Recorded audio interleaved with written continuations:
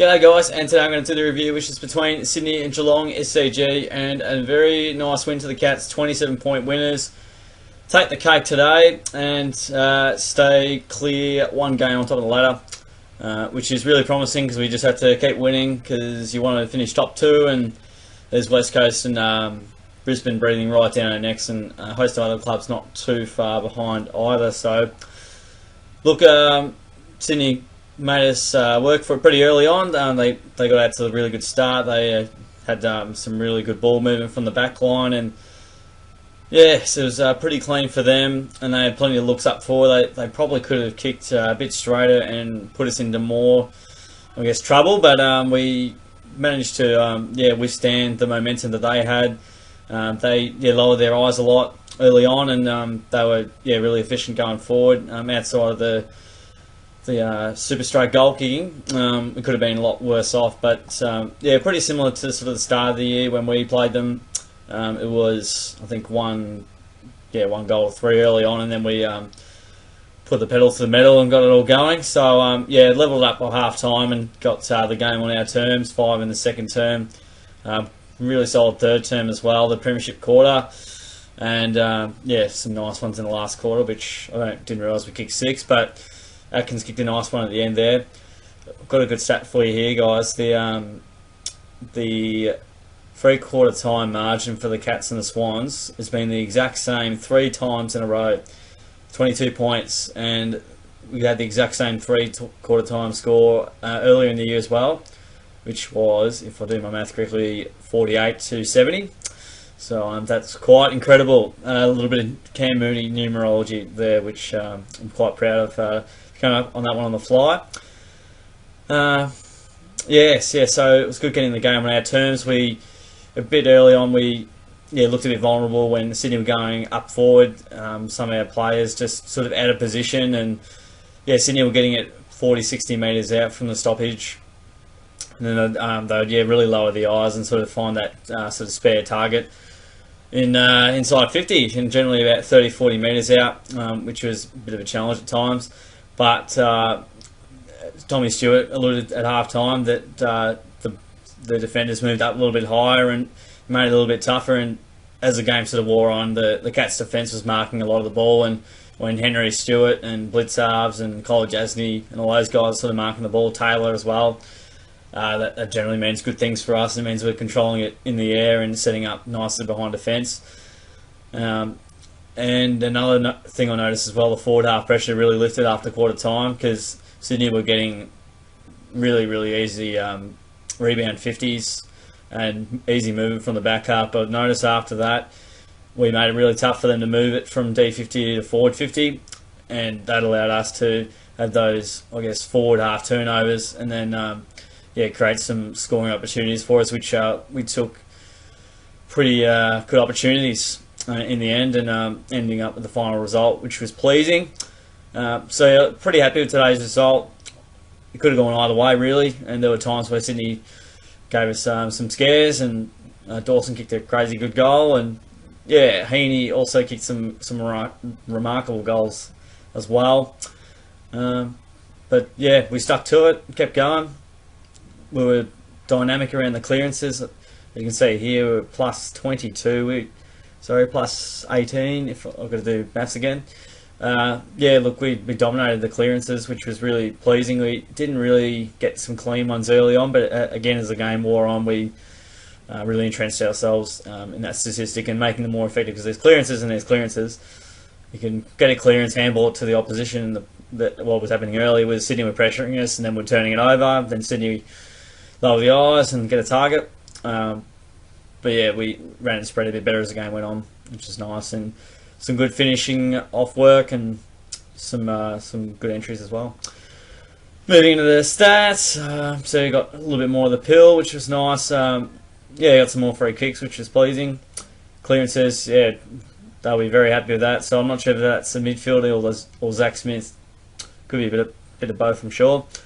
51 inside 50s, just hit the Swans there, plus 30 contested possessions. That's beautiful, and when we're winning contested possessions, we're winning games, so that's ultra good. Tackles, Sydney chasing for most of the day, and their tackle pressure was pretty decent. A few less there. Hit outs. Who was rucking for Sydney? God, no wonder. No wonder. McLean. Okay, that explains the clearances. I was like, why are we so dominant here? Had Sinclair or Naismith, it would have probably been a different story. So that probably, yeah, just that stat alone, unbelievable. All right, so yeah, very pleased, guys. Back on track. Hopefully, get a win over at Perth, and the boys are going there for the week, so that should be good. Freshen them up a little bit, circuit breaker, whatever you like, and continue going forward. So a lot of even contributions throughout the game here, and yeah, again, some tough votes once again. I'm going to go 3 votes. Tom Hawkins got the 17 touches, 7 marks, and also kicked the 5 goals. Again, we won by 27 points, kicked 5 goals too. I mean, if he's not there, then it makes it incredibly tough, and maybe the goals go elsewhere, but he was a real force, and I think I'm highlighting myself over Clark. There's Hawk there. Yep, 5 goals, and that was, the match winner, really. He was very dynamic in his 250th, so he was splendid. Loved his output, and he looked really strong in the air, and very well accustomed to the conditions. 2 votes. I'm going to go for Joel Selwood. 24 touches, 3 marks, 5 tackles, and also kicked a really crucial goal. He had 20 effective possessions, so he's back to some of his better footy that we know he can do, and he didn't get 35 or anything, but he was really good with the 24 he had, and the 1%ers he did was excellent. He did some really good smothers that led to goals, and back to some of Joel's better self. He's had probably an indifferent season, playing sort of different roles and things like that, but sensational today. 1 vote for Tim Kelly. It's a lot of the footy, and if I looked at it again, he probably might even get 2, but 31 touches, 2 marks, 2 tackles, and he kicked the 2 points, and they could have been easily goals. Had he finished them off, those off, he might get 2 or 3 votes. So, but again, he just cruises away from the clearance. He's clean.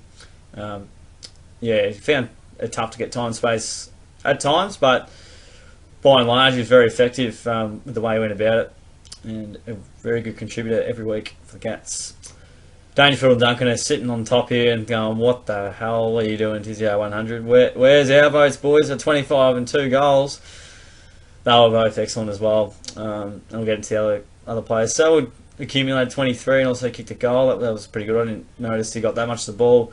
Clark was really good again. 2 goals. That's gold. That is very good. Ablett had an interesting game. He was very quiet, then got a lot of the ball, I think, after half-time, and then halfway through the third onwards, he was kicking them out on the full. He was some of the worst kicks I've ever seen in his life. But he had some interesting moments, and I thought Blitzars was excellent as well. He deserves a bit of kudos. He took some really good high marks and always presents very well down back. And Parsons was good. As the game went on, he sort of got into it. Stewart, and also kicked in a very nice goal at the end. Stewart got the 19 4 touches, normally over 20, but did what he had to do. Smith was reasonably okay in the ruck. Tough to read on him. He doesn't get a lot of the ball, doesn't do a lot with it when he gets it, but I suppose we had some good midfield dominance today, and see if that continues. Could be being a bit harsh on him, maybe. 15 and 8 for Cole Jasny. He's very good in the hands and took some nice marks. O'Connor was very solid. I like the way he goes about it. He's so improved and such an underrated player. Guthrie was okay. It was 14. Radic Alir, is that 9 hitouts? I think it is. 1 mark, and he took 2 absolute towering marks that got taken away from him early on. He also chimed in with a goal. Loved his work around the ground and in the ruck as well. He's a very dynamic player.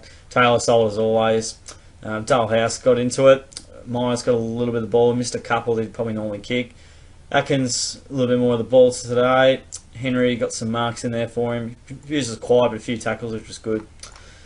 So that's a little look at the player review. And if you're going to chop anyone, maybe Hughes is a little bit vulnerable. I feel like Menegola is not far away, and I feel like he should come in the side, but maybe they think Guthrie might be better for the Cats going forward due to his ability to run and burst from the contest. Menegola isn't going to do that for you, but he's going to be an elite kick inside 50. So horses for courses on that one. There's been talks about Narkle. He's been playing some really impressive footy.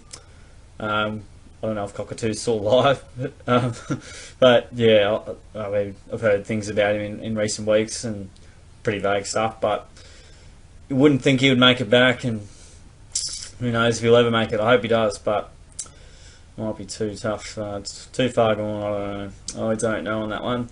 Parsons is probably also always on the fringe. He got a bit of the ball today, and he was all right. Again, as the game went on, he was good. So yeah, Parsons from Menegola, who knows?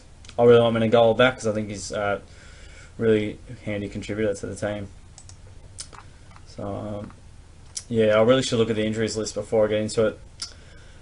But you know, we've got Fremantle Optus Stadium next Saturday Arvo, and that'll be again another game we just have to win. Just got to keep winning, and especially the game just should be winning because I'll tell you what, we've got Brisbane in a few weeks, and we're going to probably lose that one. I would expect. They've been incredible this season. Brisbane, one of the stories of the year, if not the story. Freo again.